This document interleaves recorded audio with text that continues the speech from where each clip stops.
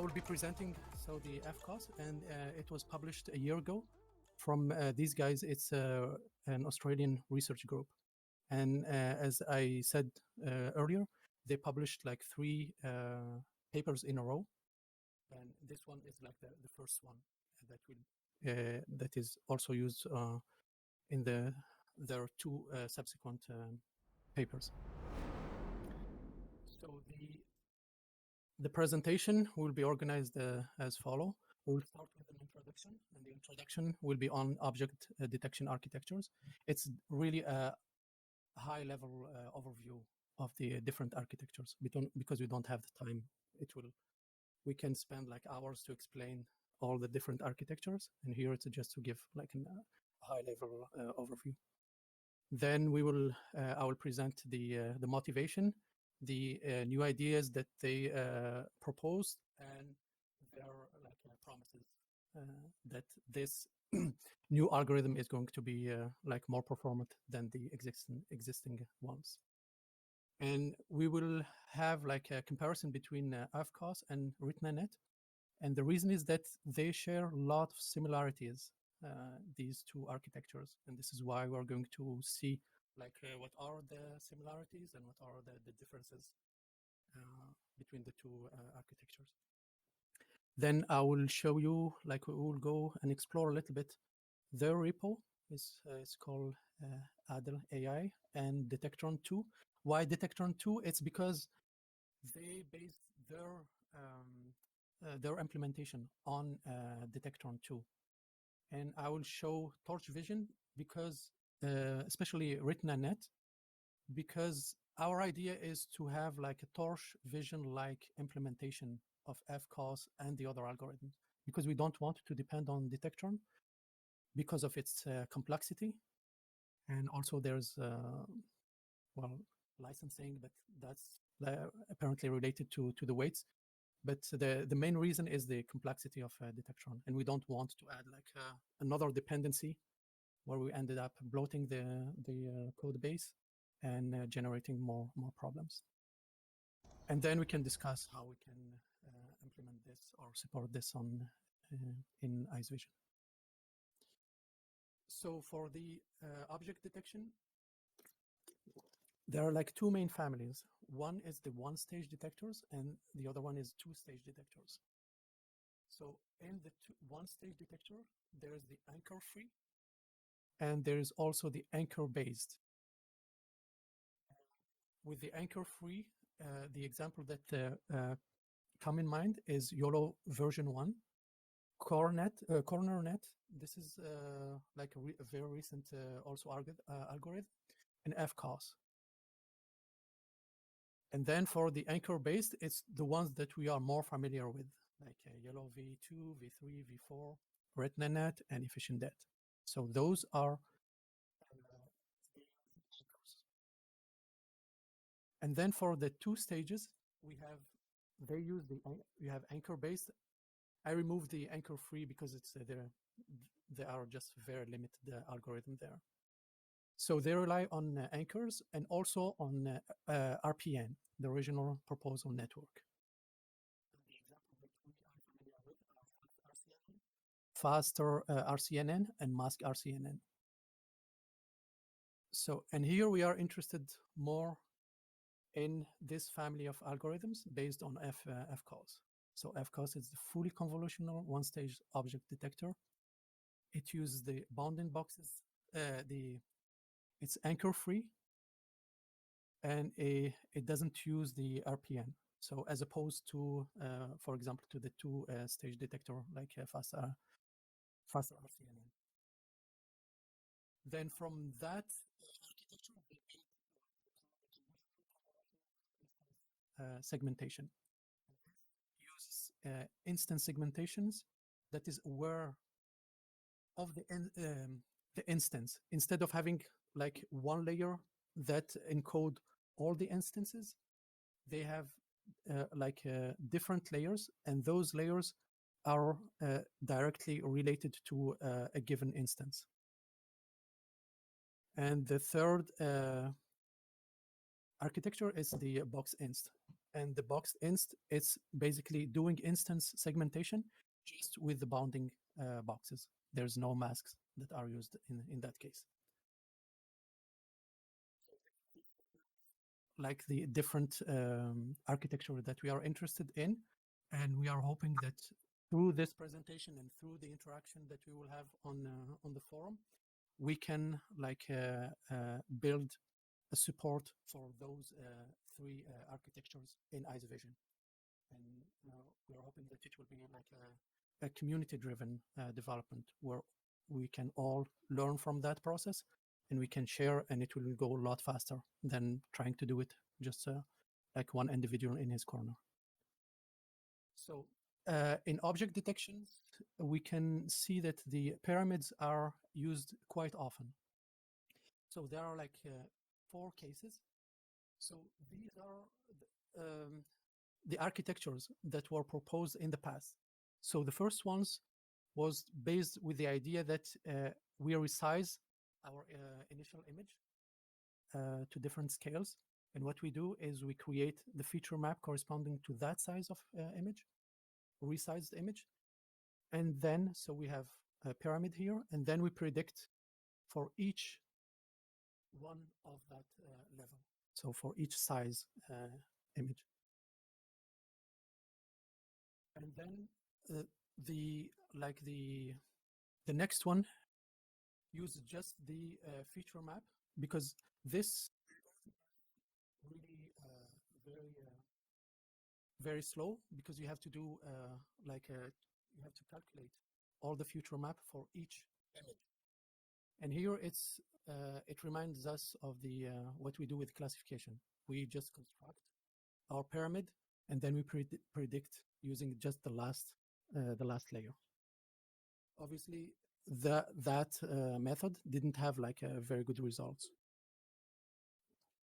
Then some people thought about another idea, is to try to predict at each level for each feature maps and then combine them. And that was already an improvement. But the big improvement was done after the FPN was introduced. And FPN, what it does is to try to create a stronger layer here by using the layer that is above it, and also the feature map that comes from the convolutional pyramid here. So this one is the convolutional pyramid, and this one is the FPN pyramid.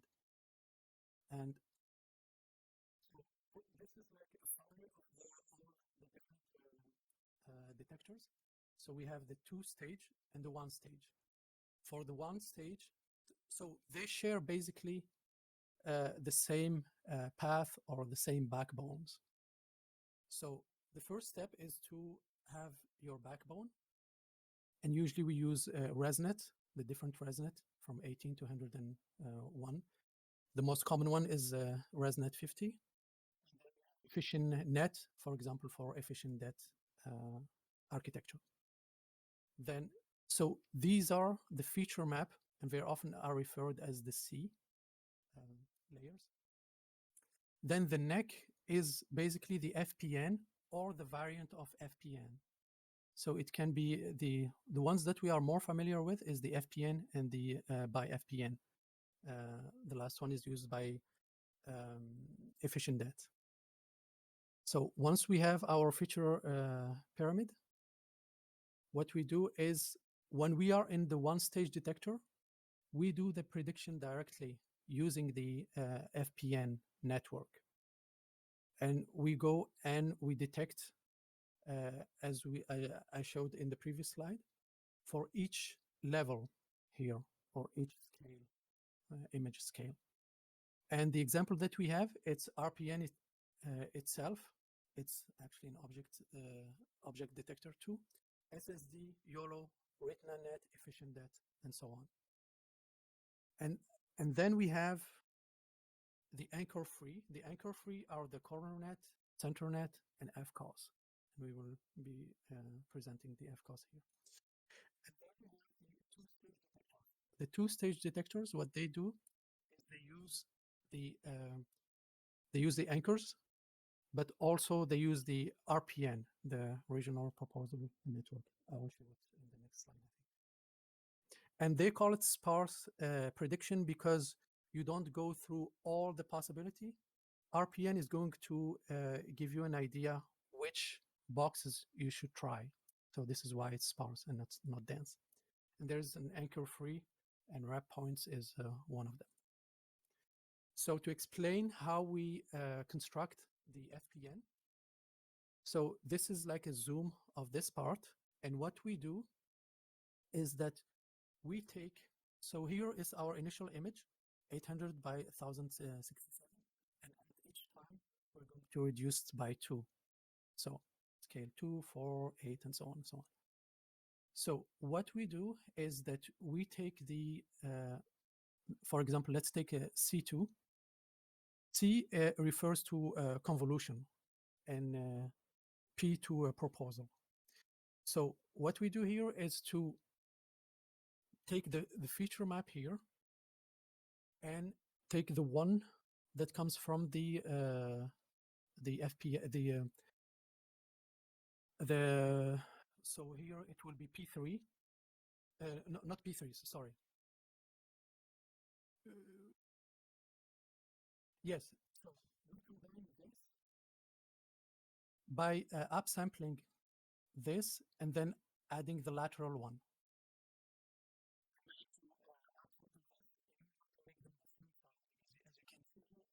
100 by 134, and here we have 200 by 264. So we have to upsample here and then add the other one.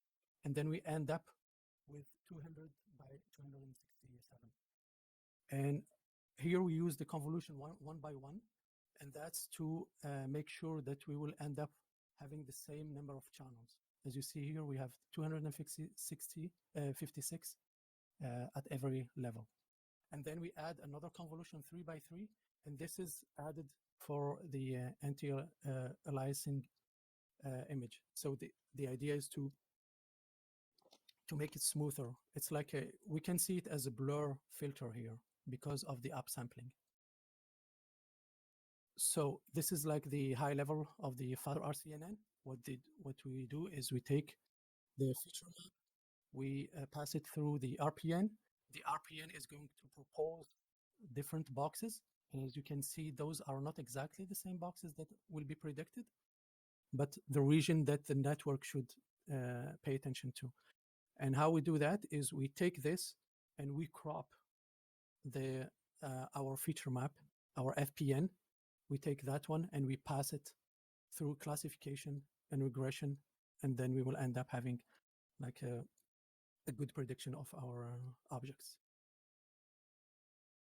So those are the 2 stages models, but here we are more focused on the 1 stage. So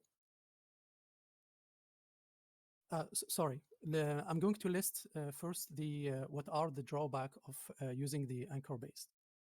So there is the problem of the size and the aspect ratio and the number of boxes. So those are fixed beforehand.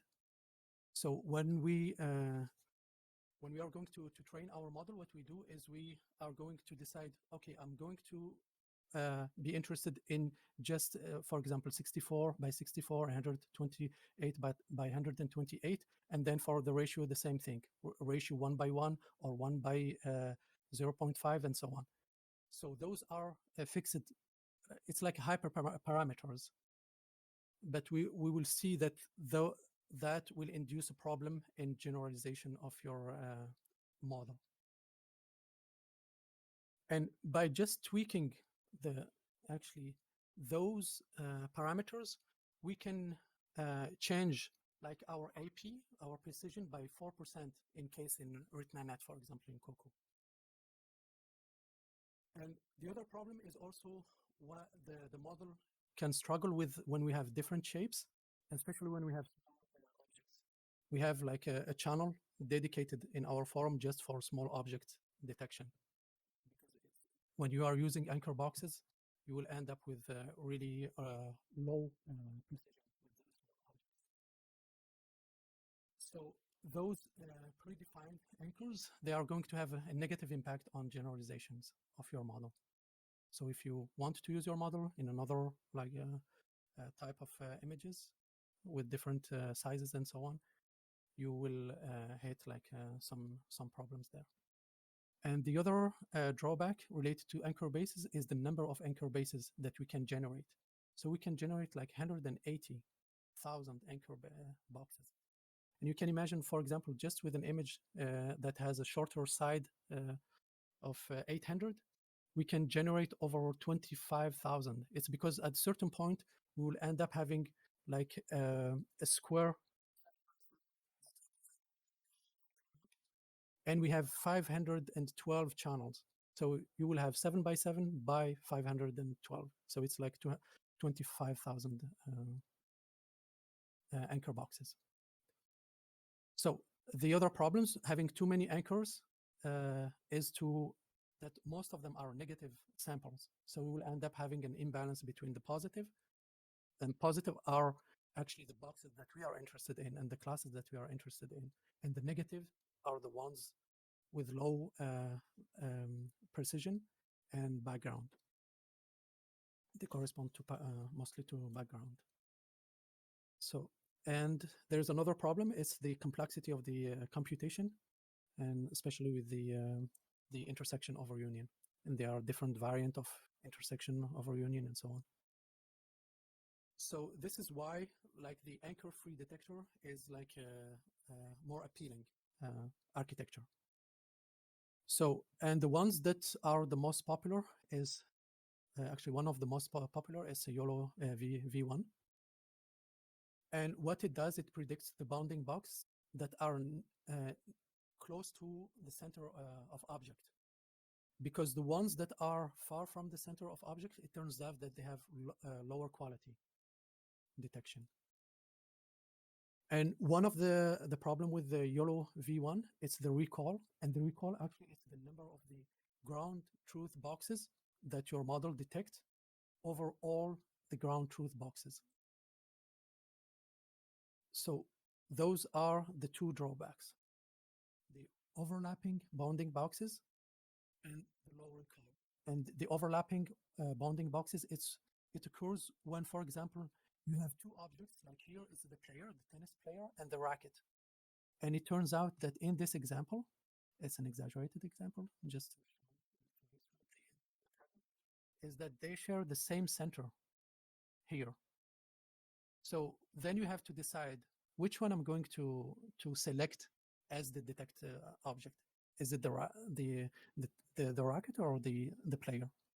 And usually one of the technique is to take the smallest one, but you're going to lose the other one, because in an ideal setting, you would like to keep both of them. But with the anchor-free detectors, that's the problem. So the motivation for this new algorithm is that they ask themselves, can we come up with a new algorithm that can be similar to the semantic segmentation? So no anchor boxes, and then we can use just the full convolutional network, and we can detect those objects. And their answer is yes, coming up with this new architecture that is based on the fully convolutional network. And as they show in their paper, it gives better performance than the anchor-based counterpart. So the FCOS, since it's an anchor-free detectors, it also suffers with the same problems. It's like there's no magic for now. They also have low quality predicted bounding boxes that are far from the center.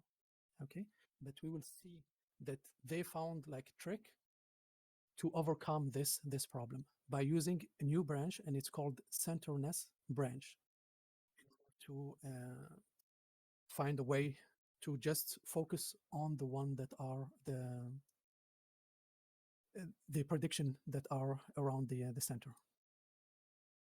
So, and in their paper, they show that their new technique outperform the anchor-based counterparts. So, for example, RetinaNet and so on. So here I'm going to show the architectures of them. of FCOS.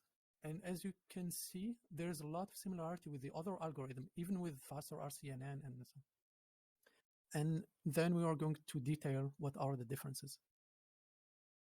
So here we have our image 800 by 1024, and then we go and compute our feature maps with the convolution. So this is C3. This is at level 3. It means that it's so we go from this is C0, C1, C2, and then we see just C3.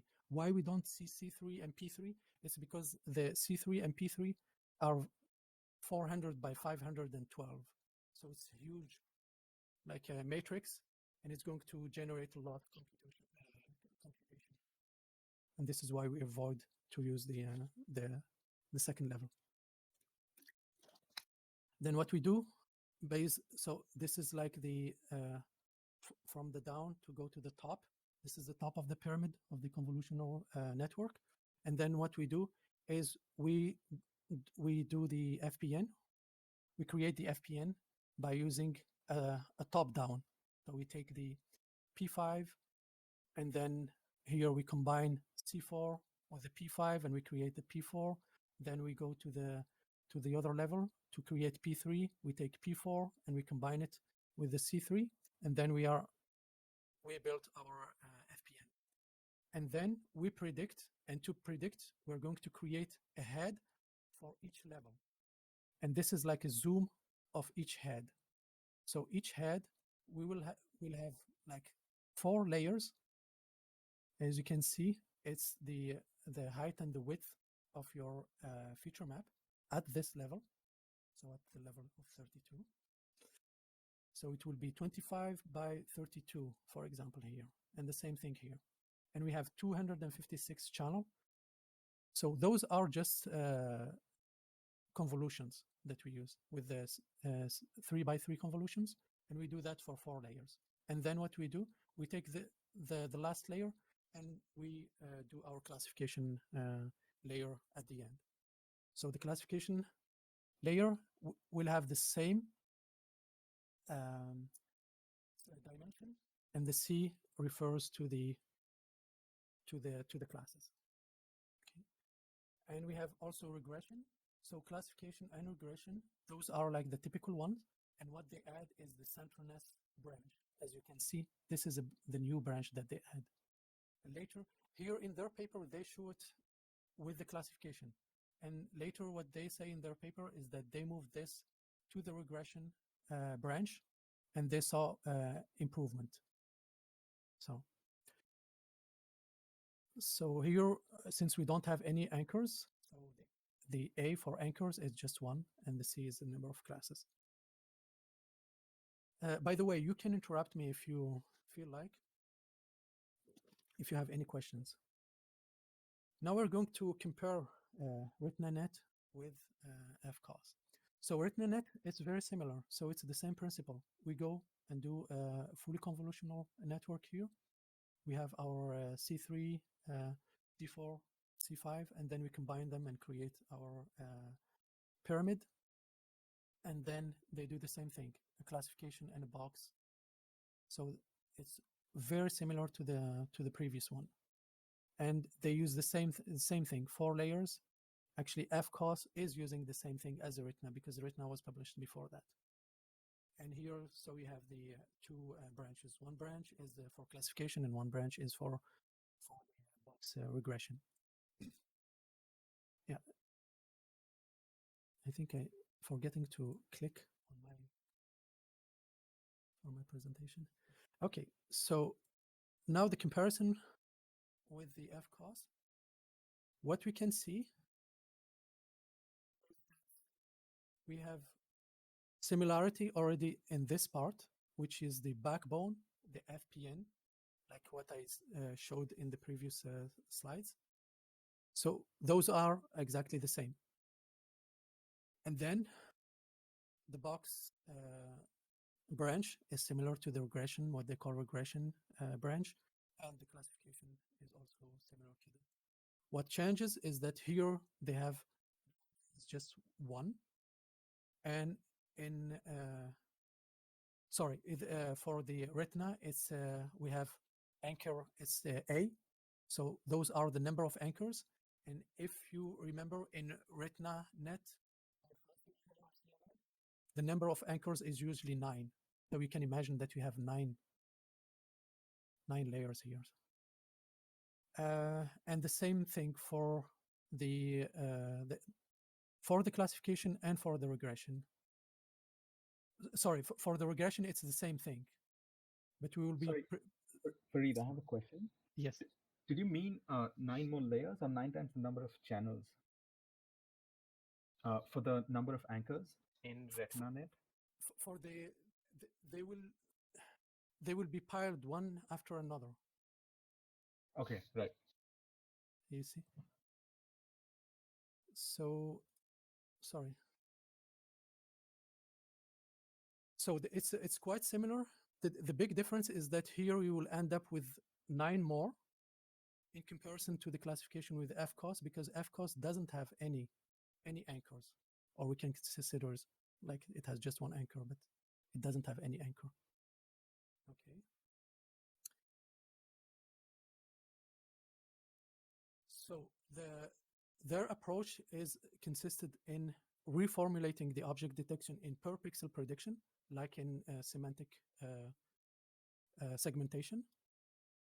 They use the multi-level prediction, like I just showed. So we do our prediction at P4, P3, P4, and P5 at each level. And they resolve the ambiguity by using this new branch called Center-ness.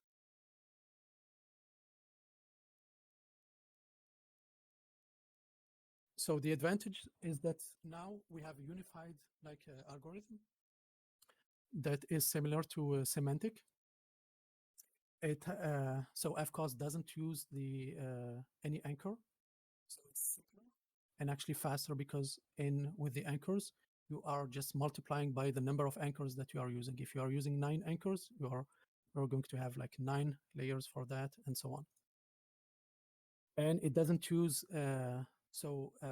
any intersection over union, because it uses like a pixel-wise algorithm, and it achieves a SOTA result among the one-stage detectors. So it's quite close to RetinaNet, and it's even better than RetinaNet if you use some improvement that they propose in their paper. And by the way, FCOS can be used also as an RPN. So you can use it also in faster-rcnn. So instead of using RPN, you can just use FCOS, replace it with FCOS. And since they have like this unified,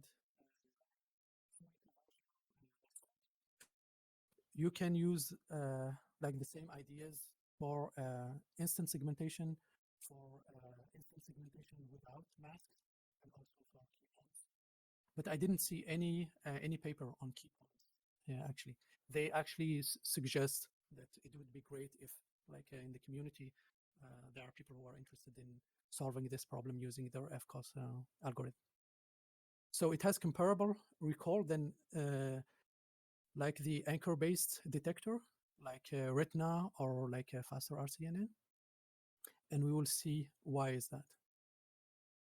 So here I just take parts from the paper and link it to their source code, just to show that we can like navigate through the paper and go directly explore their code base.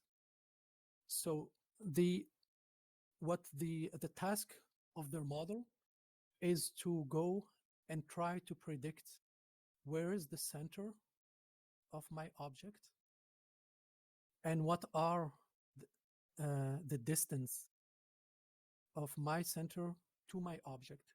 So what you see in the blue and with the red, the feature map, like a heat map, it's here it's like expanded, interpolated, just to be the same size as our object. But in reality, this is like a small feature map. And then based on that feature map, we're going to go all the feature map. And for each single pixel of the feature map, we're going to, so we have an X and Y that is in our we are going to map it. So they say you have to map it to the original pictures. And to map it, you have to go through this calculation. So this is like the center of your receptive field. So you have to multiply with this is like the cumulative stride. So if you are at level 3, the S corresponds to 8, for example, here, you know? And if you are at level 4, the S will be 16, and the 5, it will be 32. So what they do, they go and they calculate a kind of mesh. This is a mesh of all the position that they are going to try to predict. And then during the prediction, so this is the equation that they try to solve using the our model. Because at the end of the day, the deep learning algorithm, it's just like what is the task and what kind of loss function can we use to train our model to go and get closer to the true targets. So here they are going to predict every time the distance to the object that we try to detect. So you have the left, right, top, and bottom. So left, right, top, bottom. And as you can see, XY, it's the center or the location that we are trying to use to predict. Corner, and X1, Y1 is the bottom point. So as you can see, if we take L, for example, it's X minus X0. So it's X minus X0 because X0 is here, and so on. So that's it. So for the center-ness, the branch that they add, what they come up with is to estimate the center-ness of your point. So let's see, this is your point in your feature map.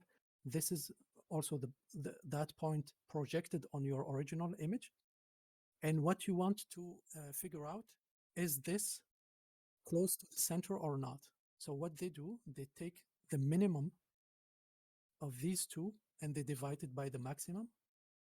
And for this part, it's the minimum of the bottom and the top divided by the max. So if we take an example, and let's say this one, and let's say that the L is 2 times R and the T is 2 times B. So we will end up having a center-ness of 0.5. But if L and R were equal and T and B were equal, then the center will be, the center-ness or the center will be 1. And why do we do that?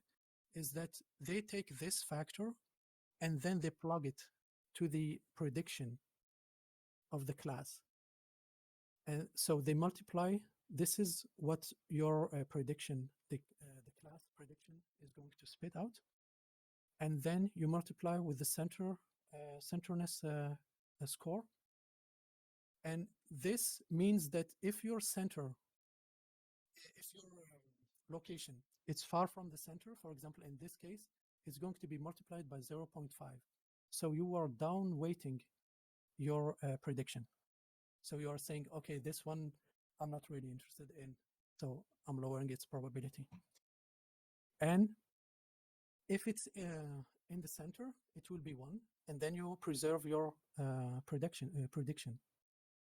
And that way, that one is going to score higher, and you're going to select it over the other one.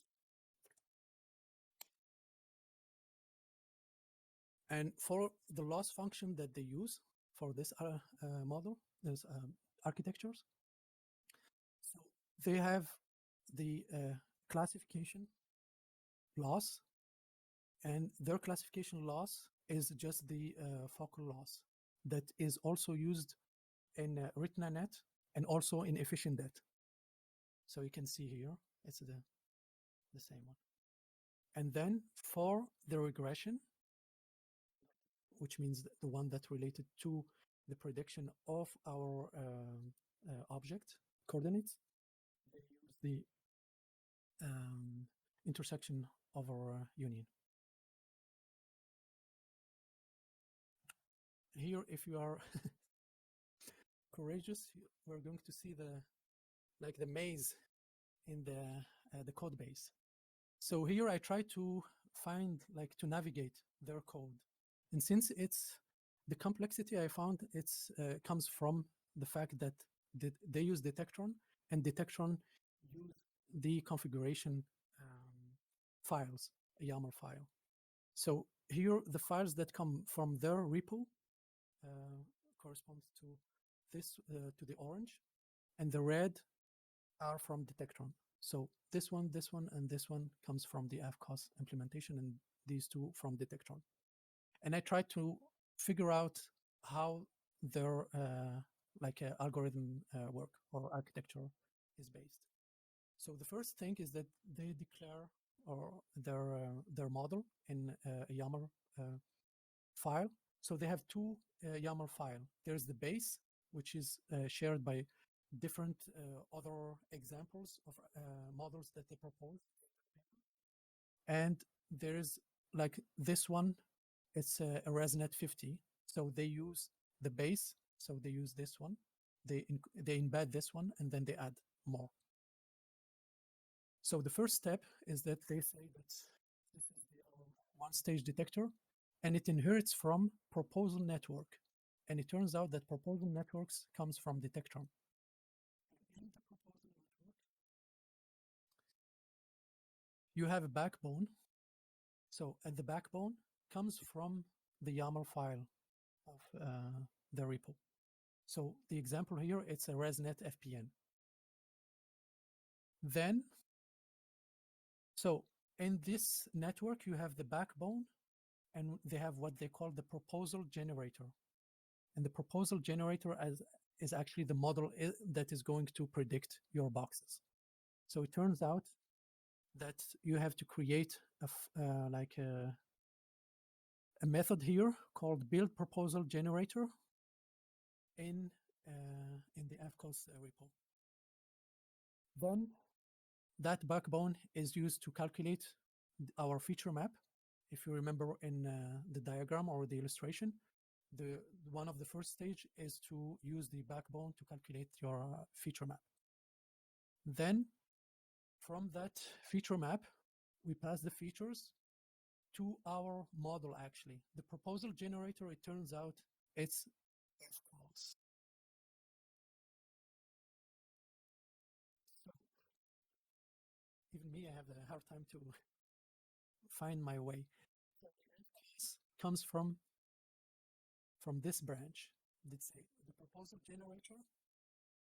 So they use the annotation here. So the proposal generator is basically the FCOS, like I said.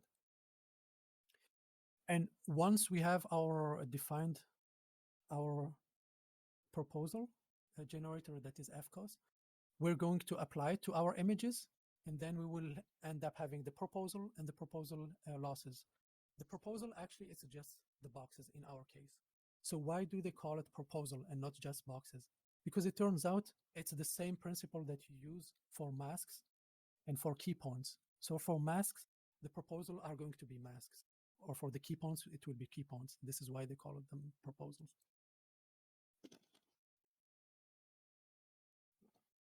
So what it does, we can just imagine that we replace a proposal generator by FCOS.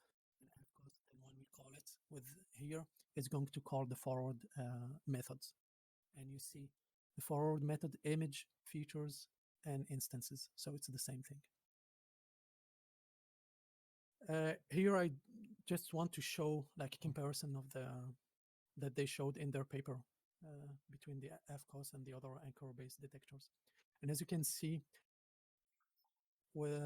here, though I'm trying to highlight the ones that share the same backbones. So the ones that are using ResNet 101. So we have faster-rcnn, Retina, and FCOS. So we see that we can notice here that faster-rcnn has 36, RetinaNet 39, and FCOS has 41.5. And then using their improvements, they increase 3.5 3.2 with their improvement. One observation here too is the fact how here we have the precision AP. This is the average AP, so it's an average of 10 metrics. So you take from 50 to 95 and you increment by 5. Here they chose just 50 and 75, but for the average one we have 10 metrics that we average. And then what they do usually in all the papers, they show the precision for small boxes, medium boxes, and large boxes. And small boxes, they refer to 32 by 32, and the medium boxes 96 by 96, and the large one are the one above, higher than 96 by 96. And it's amazing to see that the average precision for small boxes, it's quite low actually. You see 18 and 48 for the large one and so on. But the good thing here, and I hope that once we will test it, it will hold like all its promises. But even for the small boxes, we have very decent scores here. It's 27.6. When you think about faster-rcnn, it's 36.2 here. And you can see that YOLO V2 have 5 very low ones. This is why they were referring that, for example, the one stage they can struggle with. And here it's really a comparison between RetinaNet and FCOS. Quite similar, so I guess they take it as like the reference. And in the last part, it's they list the different improvement that lead to higher scores. And you can see it's 57 here in comparison to 56. And mainly here you have this improvement is the one they took the Center-ness branch and they put it with the regression branch, and not like what they did initially with put it with the classification. And that is, instead of sampling all your feature map, you're going to sample just the center of your feature map. And then they use another type of the intersection over union, and also they played with other normalization, mainly group normalization. But I saw in their implementation they have also different normalization, like a sync, batch normalization, and so on. And that's it. So I hope that you learned something with this presentation, and we hope that it will like encourage you to join our study group and participate to this new project, and we'll try to implement or support as soon as possible, hopefully. So that's it. Thank you for your attention. Thank you, Farid, for the presentation. Does anyone has questions? You can address them now. I don't think so. That's all? I have one question for you, actually. So, Yes. So there was a mention somewhere initially where you said that to avoid computation or complexity, they moved this tier away from IOU. Yes. But don't they end up using IOU as part of their loss calculation? And actually, when I was making the slide there, I realized that they were citing that as a drawback, and then they went back to the. So yeah, you're right. Okay.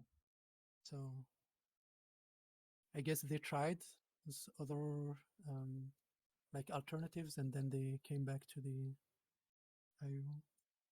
Yeah, it's here. All right. Yeah. Cool. The But other one I sorry, had. sorry, go ahead. With the RetinaNet, you end up having that P6 and P7. The same thing happens with Yes. of course, right? Like in RetinaNet, I can't remember. Do we end up using P6, P7, like how they use it in FCOS here? It's like an optional thing. So most of the time they use just P3, P4, and P5. Okay. But sometimes they use it. Actually, yes, it's more as an option that you can use. Okay. And I yeah, guess I wanted to. Sorry, go ahead. I was just going to add that in the Dark Speed implementation of RetinaNet, they're using P6 or P7. Yes, and this is actually what I wanted to show. So, is it here? So Lucas, you Yeah, said that it's you here. end up using? Okay. Exactly. So here, as you see, I'm in the Ice Vision repo, but since we are using RetinaNet, this is the Ice Vision repo. And so we are using RetinaNet. And if you go to RetinaNet under Torch Vision, so we use this comes actually from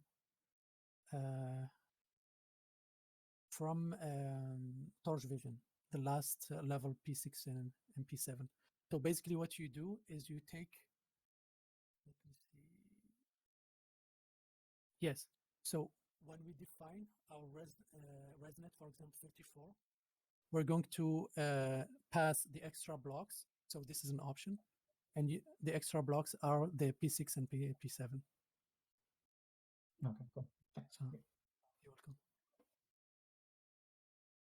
By the way, this is like the repo from the Australian group.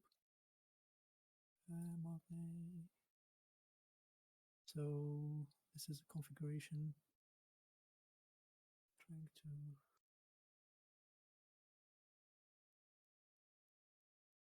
Yeah, FCOS is here. Okay, so I have a question. yes. Okay. I don't know if you talked about it. Are there any performance like latency differences between RetinaNet and FCOS? Like is FCOS faster or slower than inference time? They say that it's faster than RetinaNet. And one of the reasons is that they, for example, when you see here, RetinaNet has 9 like layers. Right. I'll try to. I think I have something here. So this is like the classical architectures where when you have anchor boxes, and so you end up having 36. And why 36? It's because you have 9 anchor boxes and 4 coordinates: x, y, x mean, x mean, y mean, x max, y max. This is why you have 36. So we end up having more computation to do. And the same thing, by the way, with the classification. Classification, you have 18. In 18y, it's because it's 9 anchor boxes. And then you have 2. And y2, it's because here in RPN, you are classifying the object-ness. So is it an object or is it a background? Because at the RPN level, you're not classifying the real classes, because you want just to figure out what are the regions that are of interest. Thank you. One more thing is, you talked about the drawbacks of anchor-based systems, right, where the objects are of different shapes or different sizes, where trying to come up with like really good anchor boxes could be a challenge as well. Yes. Okay. Are there so in this experiment, in this table where they compare performance, is that the data that they used, or the data where the objects have, anchors or object sizes are reasonably, predictable, so that you can have so that the RetinaNet is the properly, anchored RetinaNet? They use the same thing.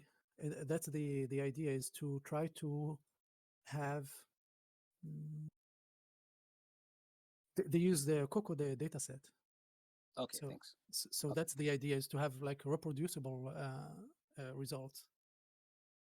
Otherwise, it will be like cheating if someone. Right, right. like, Yeah, I was trying to understand if this was cherry picked or something. That Yeah, was very exactly. different. Yeah, you're Thanks. right. Yes. Thank yes. you. Yeah. You're welcome.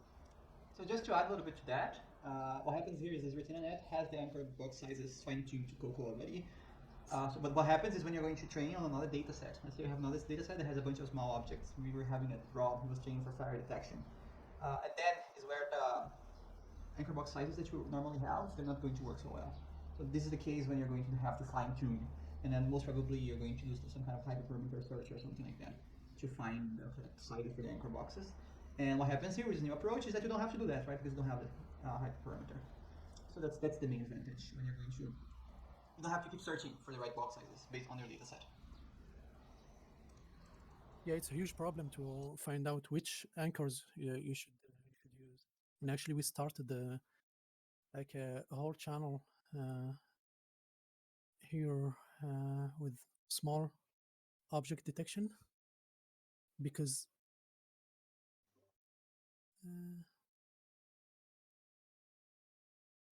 yeah, I think this, for example, illustration was highlighting the fact that when you have a bigger object, you have many anchor boxes. But when you have small objects, you have less. So you end up having like they are underrepresented, you know. And another problem with the anchor boxes is the fact that the negative samples, and this is why with the RPN you end up using like 200, let's say 128 positive samples and 128 negative samples. So when we do our predictions, even if we end up having like 2,000 anchor boxes, it doesn't mean that at the end we are going to select from the 2,000, because otherwise you will be overwhelmed by the negative samples. And the trick that they come up with is to like subsample the negative samples. So they take 128 and 128 positive and 128 negative.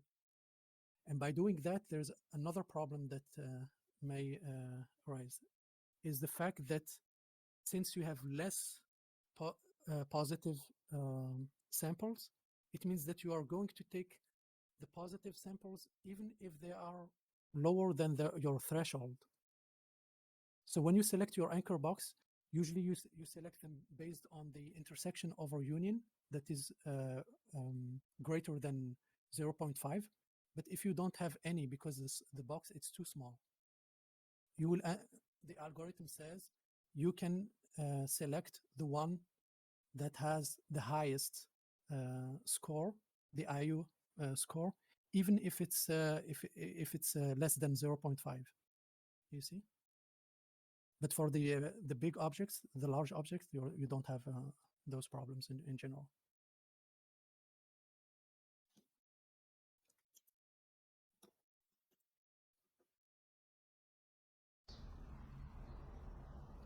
So I have another question, Fareed. Yes. Would you say that anchor-free methods do a better job on predicting objects that are very close together than anchor-based methods? My intuition was that yes, because they don't use IOU, but as you showed later, that they're actually using the IOU loss in the bounding boxes, or maybe I'm not getting that right. So if you could. Yeah, I have to go back to that part, because I think, yes, what I remember from the article is that I could go back to it will be easier to explain it here. So what they do, this is what they call a multi-level prediction. And what they do, they predict at each level, but they add something else. And that something else is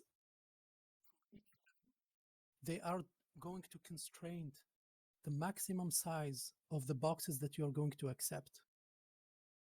So when you are at the lower level, I have to remember the boundaries that they put. And this is why what happens, let me go to the what they call the ambiguity problem here. So to solve this problem, what they do, they rely on the fact that with the multi-level prediction is that this small box is going to be predicted at another level than this one. You see? So they are not going to compete with each other. And I think this is what they say, that the intersection over union might cause a problem here, because you have to choose between the small and the large one. Right. And what if there's like two people next to each other that are, similarly sized? Do you have any intuition about how this architecture might perform on that? Then you don't have the ambiguity problem, because the center will be at different points. Right. So you Okay. can imagine that if there is another player here, the center is going to be far from the other center. You see? Right. That makes sense. Thanks. Yeah. And this, I think, is going to solve a problem. I think Rahul mentioned in one of his posts. He was asking if, for example, if you have an object inside an object, and I think in his example, it was a person and then the head. And his question is, if I remember well, is the model going to be able to detect both of them? And the answer in this case, based on what they are claiming, is that it won't have any problem doing that. Because the head is smaller, it will be detected at another level, and the whole body is going to be detected at another level. Right. That makes sense. Thanks. You're welcome. So going back to that example, the IOU stuff, how they end up combining the results? I'm kind of confused with that. Like combining what? Sorry. At the end of the day, like let's say you find the racket, and like you say, I think that makes sense now with the IOUs being looked at like different levels and constraining the boxes. So at one level you'd say, okay, racket, because that box fit that, and at some other level you would get like the person, right? How would you combine the results towards at the end? Like if at the end, yeah, they have. There is. I saw in their code. What they do, they are going to take all the proposal and then classify them. Which one is has the higher classification score? And this is why in with the Center-ness branch, they use that factor to downweight the less good one. So the less good one are going to be with the more centered ones. They all are going to come to the same list of boxes, and then afterwards they are going to rank them and take just the top ones. And there's also a threshold. There's like a hyperparameter, not a hyperparameter, but a user-defined threshold to say, okay, I want to have that threshold. And also, I think there's also a threshold for the number of detections. Okay. Because they don't end up using something like non-maximum suppression or one of those, right? That is also. Yes, they use. No, Oh, I they read, yeah, oh. they use it too. Okay. But even when with that, I think you end up with like competing candidates. I see. Okay. Cool. Thanks. You're welcome.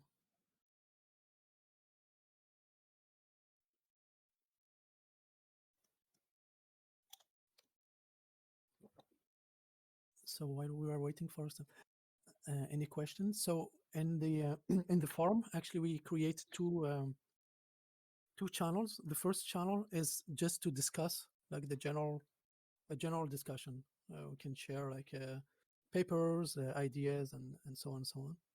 And there is another channel that will be dedicated just for the implementation, and there we can discuss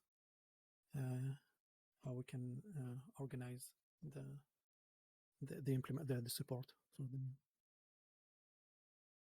And I don't know if some of you saw this, and this is really amazing, and it's based on their algorithm. It's the FCOS, and then use it for the box instance.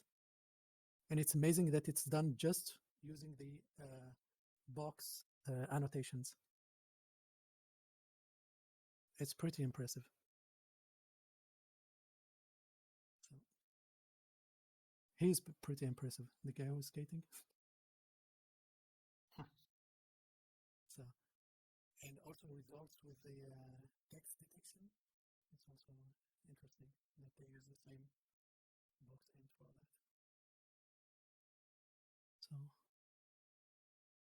So before ending like the session, it would be great if you can give your feedback in the coding live chat about the presentation. If there are things that you like, things that you would like to be improved, or that would be great in order to like incorporate them in the next presentation or so. So, and hopefully what we will do is that we will have another like a live coding session, and it will be more about the implementation and not about the like the fundamentals. Now that we covered the like the high level of the algorithm, we can discuss the like all the mechanics inside and so on. And later, once we are finished, let's say with the FCOS, we can do the same exercise with the cond inst and with the box inst. And I think once we figure out how to do to support the FCOS, the other two ones are going to be a lot easier.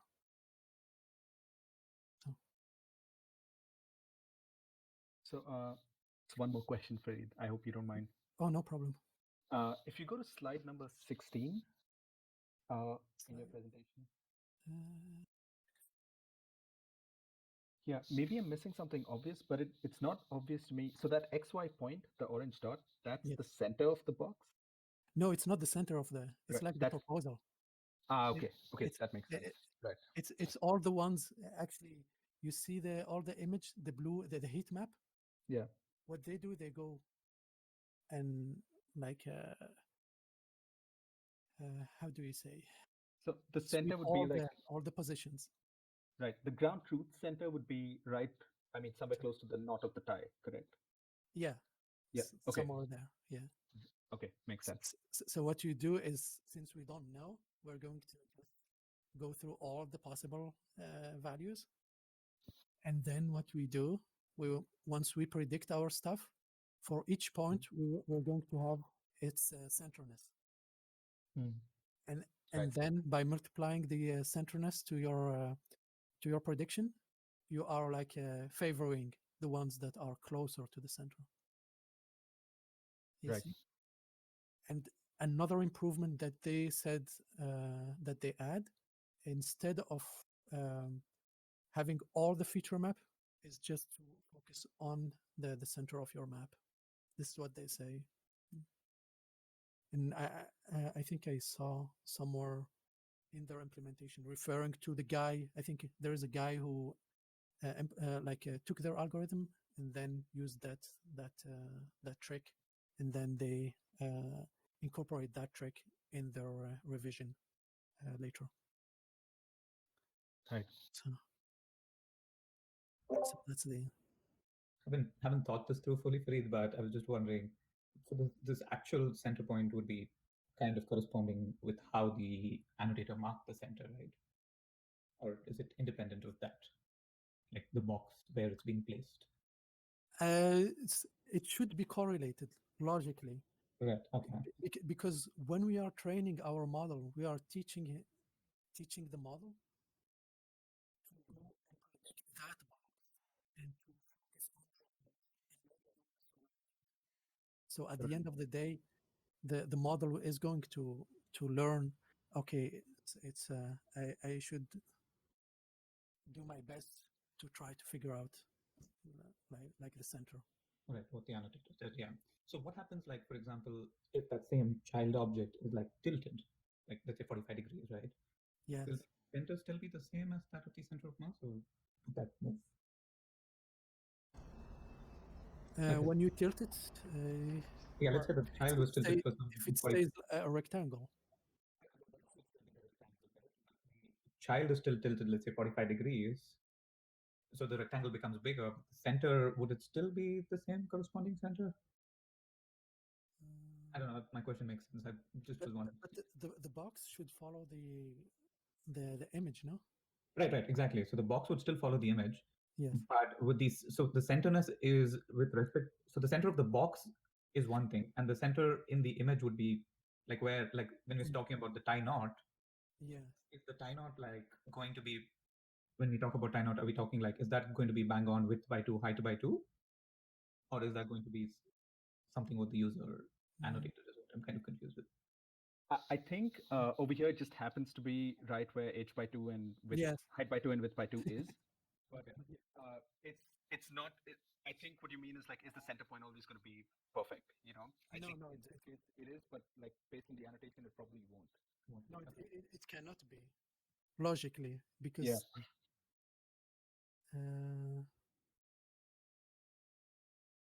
But it's probably good enough to get to train a model to just draw a box roughly around the object at least. Okay.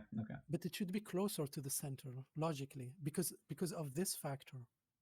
Because you are penalizing every time the model goes far from the center, you're penalizing what the model does, it goes and it updates all the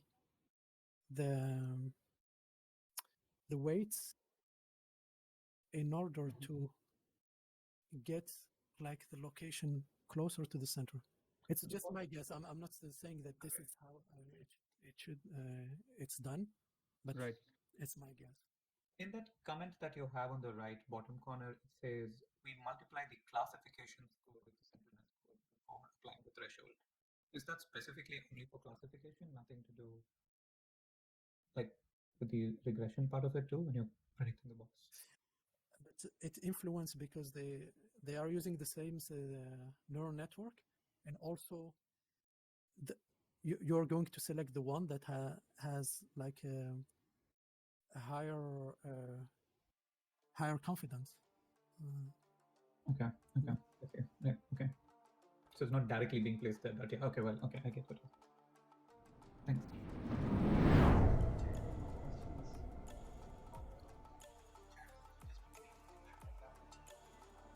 So thank you very much for showing up, even if it's closer to holidays or maybe it's already your holidays.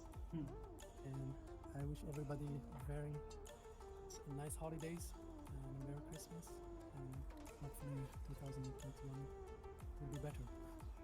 No pandemic. Yeah, we all hope so. Thank you for this was a lot of effort and it really helps. So thanks for taking the time.